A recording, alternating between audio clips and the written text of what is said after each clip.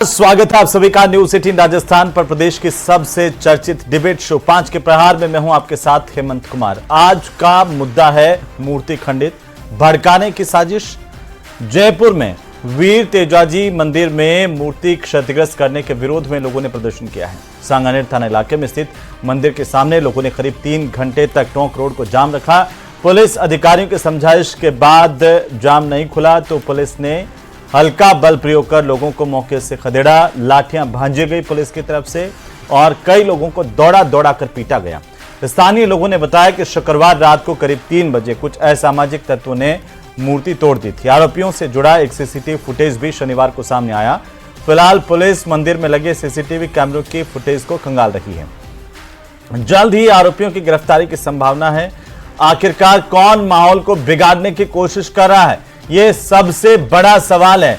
कैसे इस तरह की स्थितियों को नियंत्रित रखा जाए, सियासी तौर पर इस पर क्या होना चाहिए, इसी पर आज करेंगे हम चर्चा। लेकिन पहले देखिए ये रिपोर्ट।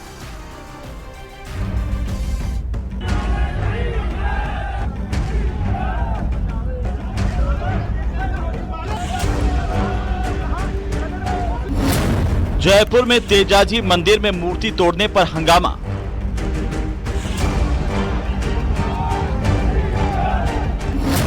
मंदिर में लगे सीसीटीवी खंगालने में जुटी पुलिस, 4 डिटेन।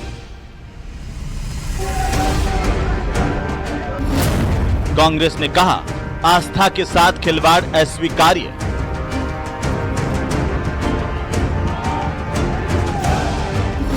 आरएलपी की प्रतिक्रिया, तेजाजी की आस्था के साथ खिलवाड़ बर्दाश्त नहीं। इन बच्चों पर लाठीचार्ज हुआ तो कतई बर्दाश्त नहीं होगा। विश्व हिंदू परिषद ने मंदिर में प्रतिमाएं खंडित करने को साजिश बताया। पुलिस जांच कर रही है, जो भी दोषी होगा। मेरे जैसे प्रशासन से बात हुई है, उन्होंने का कहना है कि कड़ी कार्रवाई हम उनके खिलाफ करेंगे।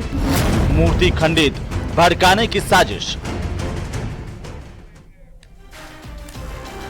तो इस तरह से हमारी आस्था पर खिलवाड़ करने वाले आखिर कौन लोग हैं, वो सामने आने चाहिए। साथ ही साथ सबसे बड़ा सवाल तो यह है कि कौन है जो माहौल को खराब करना चाहता है, कौन हमारी आस्था पर चोट कर रहा है, किसको इस तरह की हरकत करने की हिमाकत करने की हिम्मत हुई है, ताकि बार बार इस तरह की घटनाएं प्रदेश में जब सामने आ रही है तो इस तरह के सवाल खड़े हो रहे हैं। दरअसल आज वीर तेजाजी महाराज की मूर्ति जयपुर के प्रतापनगर में खंडित होने के बाद लोगों का गुस्सा सामने आया और ये सवाल पूछा गया कि आखिरकार ऐसे बदमाशों की गिरफ्तारी कर उन पर कठोर कार्रवाई कब होगी। लोगों ने काफी देर तक यहां पर प्रदर्शन भी किया और सबसे बड़ा सवाल तो यह है कि इस तरह की घटनाएं बार बार क्यों हो रही है। बाबा साहब अंबेडकर की मूर्ति खंडित करने से लगा करके कभी देवनारायण भगवान की मूर्ति खंडित हो जा रही है प्रदेश में, कभी वीर तेजाजी महाराज की मूर्ति खंडित कर दे रहे हैं। ये कौन लोग हैं जो अपनी आस्था को तो अपनी आस्था बता रहे हैं और दूसरे की आस्था पर चोट कर रहे हैं। क्या कोई साजिश चल रही है प्रदेश में जो इस तरह से मूर्तियां खंडित करने की एक के बाद एक घटनाएं सामने आ रही हैं। आखिरकार इतने सारे सीसीटीवी कैमरे लगे हुए हैं, इसके बावजूद ये बदमाश इस तरह की हरकत करके फरार कैसे हो जाते हैं। क्या पुलिस के एक्शन में कोई कमी रहती है जिसकी वजह से इस तरह की हिमाकत होती है हमारे महापुरुषों की, हमारे देवी देवताओं की मूर्तियों को खंडित करने की किसी की। इस पर भी चर्चा करने की जरूरत है संवेदनशीलता के साथ। और मंदिरों की, महापुरुषों की मूर्तियों की सुरक्षा कैसे सुनिश्चित हो, यह हम सब के सामने एक बड़ा सवाल है। हमारे साथ आज की इस चर्चा में कुछ खास मेहमान भी जुड़ रहे हैं, मैं उन पर भी जाऊंगा। लेकिन पहले बता दें कि पुलिस लगातार जो है वो तफ्तीश कर रही है इस पूरे मामले को लेकर के और ये पता लगाने की कोशिश कर रही है कि आखिर कौन है जिन्होंने तेजाजी महाराज की मूर्तियों को खंडित किया, हमारे आस्था के साथ खिलवाड़ किया। हमारे साथ खास मेहमान जुड़ चुके हैं, मैं परिचय करवा दूं। संदीप कलवानिया हमारे साथ, कांग्रेस पार्टी के प्रवक्ता। नरेंद्र कटारा हमारे साथ, भारतीय जनता पार्टी के प्रवक्ता। योगेंद्र जोशी हमारे साथ हैं, पूर्व पुलिस अधिकारी। और साथ ही साथ आशुतोष रावत हमारे साथ हैं, वरिष्ठ पत्रकार के तौर पर।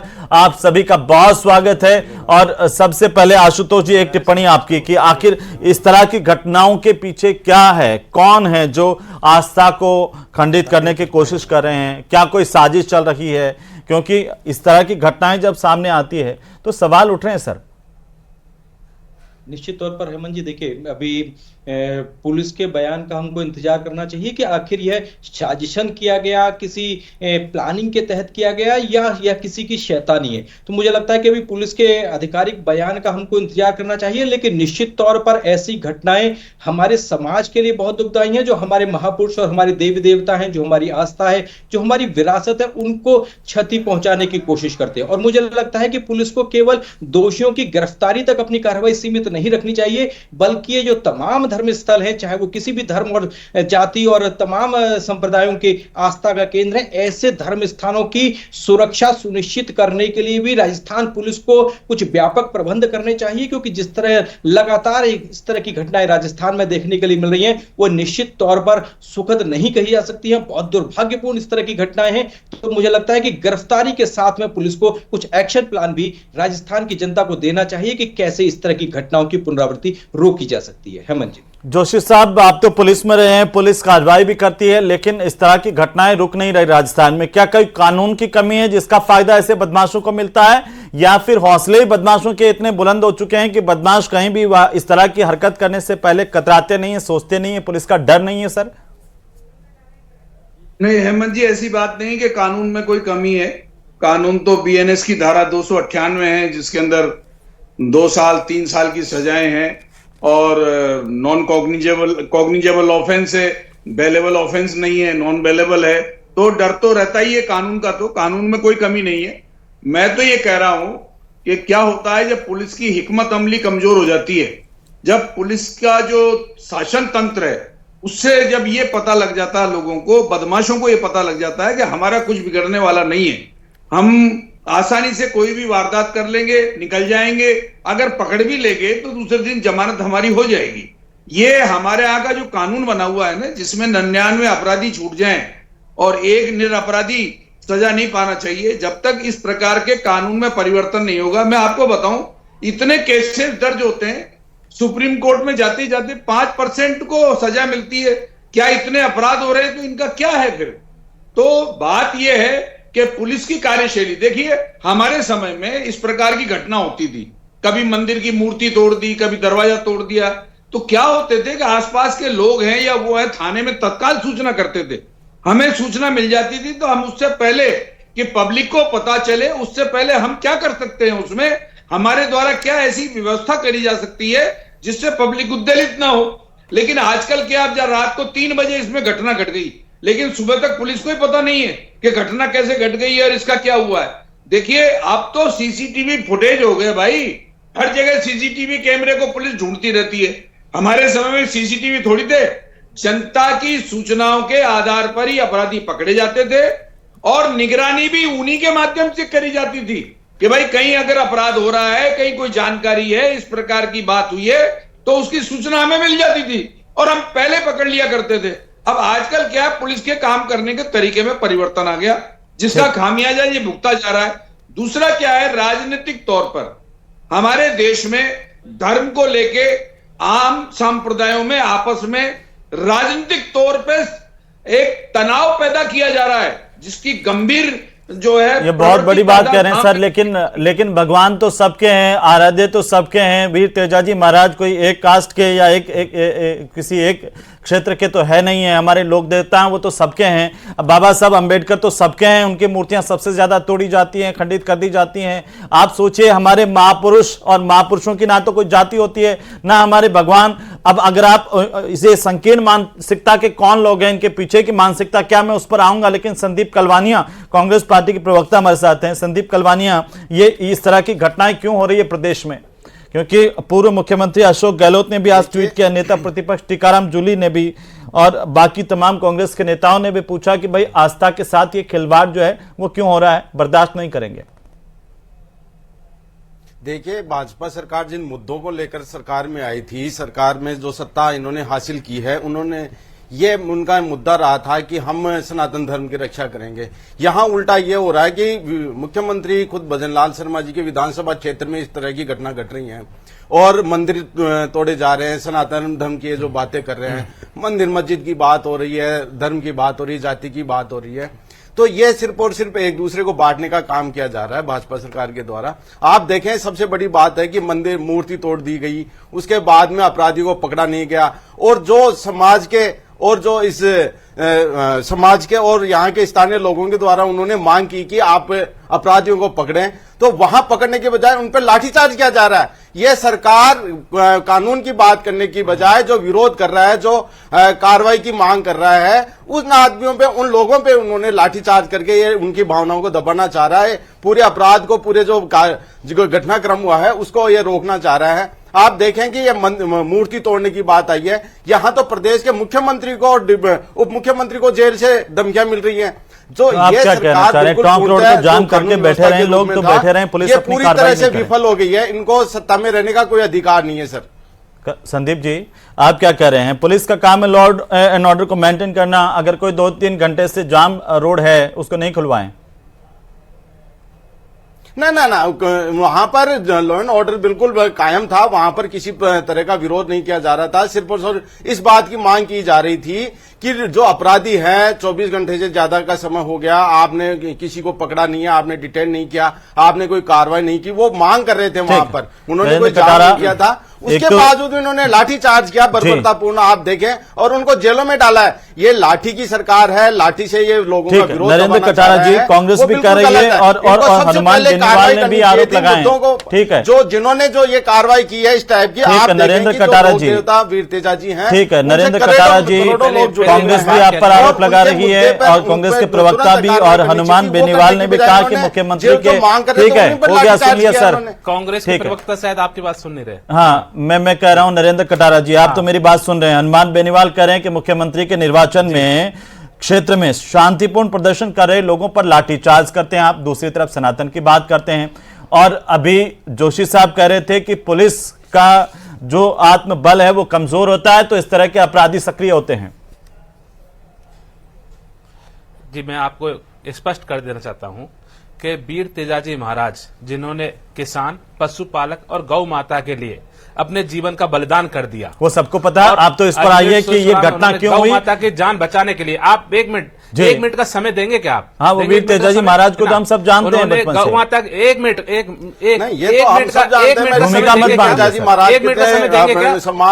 का समय देंगे क्या? बात ये आ रही है कि आज इतनी बड़ी घटना हो गई। आप ये बताइए, इस तरह की घटनाएं क्यों हो रही है? ठीक है, ने क्या कार्रवाई की, आप ये बताइए। इस तरह की घटनाएं जो ये जिस सनातन धर्म की कलवानी जी, एक मिनट शांत होइए। कलवानी जी, संदीप कलवानी, शांत हो जाइए एक मिनट।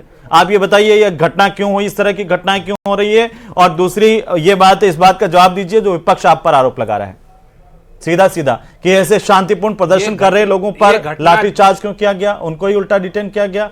आप ऐसे अपराधियों को पकड़ पाने में सक्षम नहीं है? ये जो घटना हुई है, यह बहुत ही गलत घटना है और बड़ा दुख है, और मुख्यमंत्री जी से लेकर शासन, प्रशासन, पुलिस गंभीर है घटना को लेकर। इस घटना के आगे आप जाएंगे कि हमारे पुलिस प्रशासन ने, जो लोग वहां पे आंदोलन कर रहे थे, जिन्होंने वहां रास्ता रोका था, उनसे हमारी डीसीपी ने लगातार बात की और शांति से बात की है। और आप उनका वीडियो देखेंगे तो खुद आंदोलनकारी कह रहे हैं कि कुछ हुड़दंगी आ गए हैं। खुद आंदोलनकारी खड़े होकर कह रहे हैं डीसीपी मैम को कि कुछ हुड़दंगकारी आ गए हैं जो इस शांतिपूर्ण आंदोलन को बिगाड़ना चाहते हैं। आप देखेंगे कि किसी भी आंदोलनकारी से हाथ नहीं लगाया, किसी को गिरफ्तार नहीं किया। वहां की घटना आपने देखी हो, मैं जाके आया हूं, तो एक पास में पेट्रोल पंप है, उस पेट्रोल पंप का पाइप निकालकर एक हुड़दंगी निकाल लेता है आग लगाने के लिए।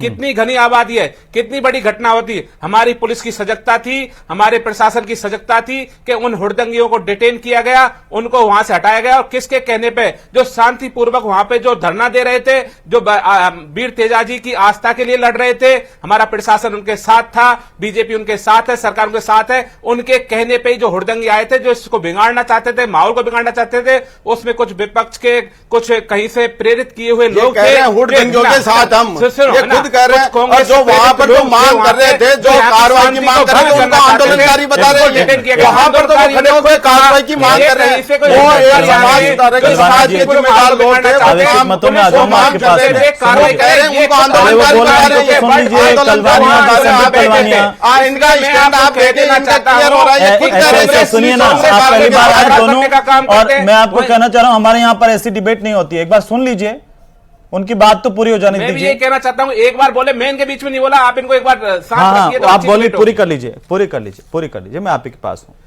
बात इतनी हुआ, शांतिपूर्वक आंदोलन चल रहा था, हमारा पूरा पुलिस प्रशासन खड़ा था, उन्होंने रास्ता रोका, उन्होंने वहां पे मांग रखी, तो हमारी डीसीपी जो वहां पे हैं तेजस्वी गौतम जी, उन्होंने बात की और समझाया। उसी समय कुछ हुड़दंगकारियों ने पेट्रोल पंप की तरफ बढ़े और पेट्रोल पंप का पाइप निकालकर आगजनी की कोशिश की। तो उन्हीं आंदोलनकारियों में जो लीडरशिप में थे, उन्होंने कहा कि उन हुड़दंगकारियों को खदेड़िए, नहीं तो ये शांति भंग करेंगे और माहौल खराब कर दे। उनको डिटेन किया गया, उनको वहां से भगाया गया। आंदोलनकारियों के साथ चर्चा हुई, उन्होंने कहा है कि हमें एक सीमित समय में गिरफ्तारी चाहिए, तो हम गिरफ्तारी करके देंगे। कटारा साहब, कितने लोग डिटेन किए गए? जी कितने लोग डिटेन किए गए? डिटेन नहीं, उनको गिरफ्तार 12 लोग हैं, 12 लोगों को एक भी जयपुर का नहीं है, एक भी गिरफ्तार किया गया है। गिरफ्तार किया गया, आप देखिए, मैं कह रहा हूं 12 लोग गिरफ्तार हुए, पेट्रोल पंप से गिरफ्तार किया है। हाँ 12 लोग गिरफ्तार किए आपने थे उनमें। जी बिल्कुल जी, मैं ये कह रहा हूं 12 में से एक भी सांगानेर का नहीं है, ठीक लोकल नहीं है। एक भी सांगानेर का नहीं, सब बाहर के लोग थे। और मैं ये कह रहा हूं कि अभी जोशी साहब कह रहे थे कि पुलिस का डर नहीं रहा लोगों में, बदमाशों में, जो कोई भी आएगा और यहां पर कभी बाबा साहब अंबेडकर की मूर्ति तोड़ के चले जाएगा, कभी जो है वो भगवान देवनारायण की मूर्ति को कोई खंडित कर देगा, और कभी जो है वो वीर तेजाजी महाराज की मूर्ति को कोई खंडित कर देगा। ऐसा क्यों हो रहा है? मैं जोशी साहब की बात को मैं बिल्कुल कहीं खारिज नहीं कर रहा, लेकिन अपराध एक दिन में खत्म नहीं होते। अच्छा। हम लगातार भजनलाल सरकार अपराध में कमी एक बात बताइए, रात छुपे कोई चोरी छुपे कुछ कर जाता है। सुन लीजिए, आप क्वेश्चन पूछ लेते हैं, आंसर सुनते ही नहीं। आंसर मैं घुमा फिरा के आंसर वाला आदि नहीं हूँ। सुनिए ना, मैं पूछना चाह रहा हूँ, सुन लीजिए। मैं ये कह रहा हूँ, कटारा जी सुनिए ना, अपराध जीरो नहीं हो सकता, लेकिन ठीक है, अपराध जीरो नहीं हो सकता। मैं आपसे जानना चाहता हूं, 15 सितंबर 2024 को डी के कामा में बाबा साहब अंबेडकर की मूर्ति को एक महीने में 2 बार तोड़ा गया। अपराधी कहां हैं? पूछ लीजिए, फिर मैं बोलूंगा। आप भी हाँ बोलिए ना, पहले कामा का जवाब दे दीजिए, अपराधी कहां हैं? हाँ अब आप सुन लीजिए कि जब से भजनलाल सरकार आई है, मैं कह रहा हूं अपराधी का, कामा का, आप जब से भजनलाल सरकार आई है, ये तो सवाल थोड़ी है मेरा। आपको बता रहा हूं, सीधा सवाल और सीधा जवाब दीजिए ना सर। मैं कह रहा हूं वो मूर्ति खंडित करने वाले अपराधी कहां हैं? मैं क्या कह रहा हूं, मैं आपको बता रहा हूं ना, तो आप सुनिए कि हम क्या बताइए, अपराधियों को कैसे पकड़ रहे, कहां पकड़ रहे। मैं ये नहीं कह रहा हूं कैसे पकड़ते, छोड़ दीजिए, वो तो जोशी साहब बता देंगे कि आप कैसे पकड़ते हैं। सुनिए ना कटारा साहब, मेरा सीधा सवाल है, अरे हम भी मूर्ति खंडित की घटनाओं का सुन लीजिए, एक जवाब दीजिएगा। टोंक के खजुराहो की घटना 10 फरवरी 2025 भगवान देवनारायण की मूर्ति खंडित की गई। एक महीने पहले की घटना है, माफी चाहूंगा। टोंक के खजुराहो में बाबा साहब अंबेडकर की मूर्ति खंडित हुई थी। एक महीने पहले भंडारेज में देवनारायण भगवान की मूर्ति खंडित की गई थी। उसके अपराधी कहां हैं? जानकारी भी नहीं होगी आपको, क्योंकि आप बिना तैयारी के सिर्फ 2 लाइन रट करके आ जाते हैं। बताइए ना मुझे, चुप क्यों है? आप मेरी समझ में नहीं आती। आप मेरे से पूछोगे कि वो साइंस की रॉकेट कहां गई, क्या नहीं गई। आपको मैं रॉकेट नहीं पूछूंगा, आप साइंटिस्ट नहीं हैं, आप विश्व की सबसे बड़ी पार्टी के प्रवक्ता बनकर के आए सर। आप जो तैयारी करके, अरे भैया आप सुन लीजिए, आप जो तैयारी करके आओगे वो ही मैं बोलूं, ऐसी डिबेट कहां होती है? आप ज्यादा समझदार, ज्यादा होशियार है क्या आप? मैं आप जो पूछोगे, मैं अपराध पे बात करने आया हूं। वो रामलाल को पकड़ा ज्यादा होशियार हो गया, सिंह को पकड़ा नहीं गया, आप मूर्ति तोड़ने घटनाओं को लेकर बात करें, कैसे जवाब दें? जोशी साहब हंस रहे हैं, आप काम कर रही है, कैसे अंकुश लगा रही है, मैं वो बात करूंगा ना। आप पूछो मेरे को तो ये बताओ ना, सरकार बड़ी संवेदनशील है। भंडारेज में भगवान देवनारायण की मूर्ति तोड़ी गई, खंडित की गई, 1 महीने पहले घटना है। उसके अपराधियों को पकड़ा कि नहीं पकड़ा, जानकारी है आपको? अरे आपका क्वेश्चन पूरा हो जाए तो मैं जवाब दूंगा। हाँ दे दीजिए ना, मैं पूछ रहा हूं, जानकारी है? बताइए। सुन, मैं क्या कह रहा हूं, जानकारी हमको, सारी जानकारी हमको है। आप तो बताइए ना, मैं सुन रहा हूं सर, के रूप में बोल रहे हैं। मैं सुन रहा हूं, कोई नहीं बोलेगा। बताएंगे कटारा साहब, एक मिनट, मेरा सवाल सुन लीजिए दोबारा से। ये 2 सवाल स्पेसिफिक है, इसका जवाब स्पेसिफिक आना चाहिए। भंडारेज में भगवान देवनारायण की मूर्ति खंडित करने वाले अपराधी 10 फरवरी 2025 को टोंक के खजुरिया गांव में बाबा साहब अंबेडकर की मूर्ति खंडित करने वाले अपराधियों की गिरफ्तारी हुई या नहीं हुई, हाँ या ना? अब मैं कोई आपकी पाबंदी, मैं जवाब दूंगा, आप जवाब सुन लीजिए पूरा, ठीक है ना? आप जवाब सुन लीजिए। भजनलाल सरकार जब से आई है, कौन सा पेपर पढ़ रहे हैं महाराज आप? कौन सा पेपर लेकर के आए? मैं जवाब सुन लूं? मैं पागल लग रहा हूं आपको यहाँ पे बैठ के? बोला है वो हम जवाब दे रहे हैं। नहीं, आप अपने हिसाब से, मैं आपको मूर्ति खंडित करने वाले अपराधियों की बात कर रहा हूं, आप ड्रग तस्करों की बात करेंगे? क्यों आप क्यों डिबेट कटारा जी, आपको ही बोलना है तो? कटारा जी क्यों बुलाते हो जो आपको ही बोलना है तो? कटारा जी, आप क्या बोल रहे हैं सर? आप इतनी बड़ी पार्टी के प्रवक्ता होकर के आपको नॉलेज नहीं है? आपको मैं मेरे पार्टी की बात रख रहा हूं, मैं कोई आपका कटारा साहब, जब बात अपराध पर होगी, पार्टी का पक्ष रखने आया हूं भैया। कटारा साहब, आप सुन लीजिए, मैं पार्टी का पक्ष रखने आया हूं। मैं यही तो पूछ रहा हूं, आपकी पार्टी का पक्ष ही तो सर। ठीक है, राजेश बुनकर हमारे साथ जुड़ चुके हैं आरएलपी के। एक मिनट, आ रहा हूं, आप जवाब नहीं देना चाहेंगे? अरे सर, आंकड़े मेरे पास है। भजनलाल सरकार ने बहुत अच्छी कार्रवाई की अपराधों पर। मैं तो लगातार अपराधों में कमी की है, आप सुनना नहीं चाहते? सर सुनिए ना, मैं भाषण सुनने के लिए थोड़ी बैठा हूं, मैं मूर्ति खंडित करने वाले प्रकरणों पर बहस कर रहा हूं। मैं भी आपका भाषण सुनने के लिए नहीं बैठा। आप मूर्ति खंडित करने वाले प्रकरणों की जानकारी दे दीजिए, लाइए, मैं सुन रहा हूं। अरे मैं क्या कर रहा हूं, मैं तो अपराधों में हमने कमी लाई, सारे जानकारी दे रहा हूं। आप सुनना क्यों नहीं चाहते? आप कहीं से बाइस्ट हो क्या? एक ही चीज पढ़े रहो, सुन लो ना, मैं सारी चीजें सर, मैं मूर्ति खंडित करने वाले पर बहस कर रहा हूं, तो आप जाके पूछिए। आप श्रीमान जी, आप सुनो, आप पहले कह रहे थे, अरे जी आप पहले विषय कह रहे थे कि हमने आंदोलनकारियों पकड़ा, आपको क्लियर किया हमने किसी आंदोलनकारी को नहीं पकड़ा। आरएलपी के प्रवक्ता हमारे साथ हैं, ठीक है? हमने खदेड़ा, हमने किसी को नहीं खदेड़ा, ठीक है ना? आप मैं नहीं कह रहा हूं, आप तो मैं जवाब विपक्ष आप पर आरोप लगा रहे सर। मैं तो आपको जानता भी नहीं हूं, पहली बार मुखातिब हो रहा हूं। राजेश बुनकर जी, राजेश बुनकर जी बोलिए। कौन सी रिश्तेदारी आपके साथ? वो बोल रहे हैं कि हमारी सरकार लगातार कार्रवाई कर रही है और हमने ऐसे असामाजिक तत्वों पर बार बार कार्रवाई की है। ड्रग माफिया पे भी हमने बहुत कार्रवाई की है, बजरी माफिया पे भी की है, प्रदेश में अपराध नियंत्रित हो गया है। बोलिए। जी, मैं तो यही कहना चाहूंगा, जब भी कोई अपनी आवाज उठाता है तो इनकी जो नीति है जो दमनकारी रही है। जब भी कोई आवाज उठाता है, जब भी, चाहे शिक्षा का क्षेत्र मानो, आप सामाजिक सरोकार से कोई जुड़ा हुआ मामला मानो, या कोई भी ऐसा कोई प्रकरण रहा हो, लाठी चार्ज का काम इनका रहा है। इनके पास फैक्ट नहीं है, ना मुद्दे हैं, ना इनके पास जांच है, ना इनकी कोई कार्यशैली रही है। आज जो ये प्रकरण हुआ है, बड़ा निंदनीय है। सामने है, हमारे जो कार्यकर्ता थे, सामाजिक रूप के कार्यकर्ता थे वहां पर, और लोग थे बड़े छोटे जो भी है, जिनकी भावनाएं लोक देवता तेजाजी महाराज से जुड़ी हुई है, आस्था की जो प्रतीक है उनसे जुड़ी हुई है। अगर ऐसे प्रकरण है तो इस तरह उन पर लाठीचार्ज करना, उनके साथ में उनको भगा करके उनके बाल पकड़ करके, आपको पता है कितने लोग थे, वीडियोस वगैरह में इनमें देखें तो ऐसा लग रहा है कि जैसे किसी आतंकवादी को पकड़ करके ये घसीटते हुए लेकर के जा रहे हैं। ठीक है, इन पर इनका कोई स्पष्टीकरण नहीं है। अगर किसी कटारा जी गलत सूचनाएं किसी भी नहीं गलत, मैं आ रहा हूं, गलत नहीं दे रहे। मैं आपसे जानना चाहता हूं, अगर आपके ध्यान में आदरणीय माननीय प्रवक्ता महोदय नरेंद्र कटारा जी, आपके ध्यान में अगर मूर्ति खंडित करने का एक भी प्रकरण है जिसमें सरकार ने कठोर कार्रवाई की और सजा हुई है, तो कृपया बताएं। अभी सांगानेर में वीर तेजाजी की मूर्ति को खंडित किया गया है, वहां पे जो आंदोलन हो रहा था, उस आंदोलनकारियों से हमने बात की है, समझाइश के साथ आंदोलन को हटवाया है। उन्होंने हमें एक समय दिया है कि इस समय के अंदर गिरफ्तार कर लेंगे, जोशी साहब, और हम उस समय सीमा में गिरफ्तार करेंगे। बाकी अब आपकी गलती नहीं है कटारा जी की, आप बाकी दूसरे प्रकरण इस तरह के नहीं पढ़ के आए, तो मेरा आपसे निवेदन है कि अगली बार जब जिस संबंधित विषय की डिबेट में जाएं कटारा साहब, तो आप ना थोड़ा सा इस तरह के मामले जरूर देख के आए। किया है वो 10 से 12 लोग पेट्रोल पंप पे आग लगाना चाह के अशांति फैलाना चाह रहे थे, उनको केवल गिरफ्तार। ठीक है जोशी साहब, आपने इतनी कार्रवाइयां की है, पुलिस में रहते हो, मेरा सिर्फ इतना सा सवाल है कि ये कैसी मानसिकता के लोग होते हैं जब पूछताछ में सामने आते हैं? क्या इनका उद्देश्य होता है कि हमारे महापुरुषों को टारगेट करते हैं या फिर हमारे भगवानों को टारगेट करते हैं? क्यों होता है ऐसा?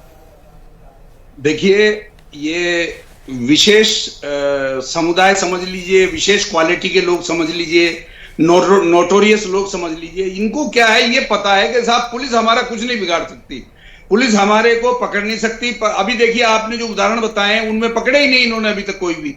और दूसरा बात यह है कि अगर रास्ता जाम किया तो आप 60 साल 1.5 साल तक रास्ते जाम थे, तो सुप्रीम कोर्ट ने भी कह दिया भाई अपने आंदोलन करने का सबको अधिकार है, लेकिन इन्होंने जूत दे के भगा दिए। अब पेट्रोल पंप पास में तो उसका वाहन अंतिम टिप्पणी है जी, ठीक है सर। आशुतोष जी, अंतिम टिप्पणी है, थोड़ा सा प्रवक्ता महोदय पर भी बोलें, क्योंकि मैं एक भी मूर्ति खंडित करने के प्रकरण पर ये नहीं बोल पाए कटारा जी, और कह रहे हैं कि हम तो अपनी बात रखने के लिए आते हैं।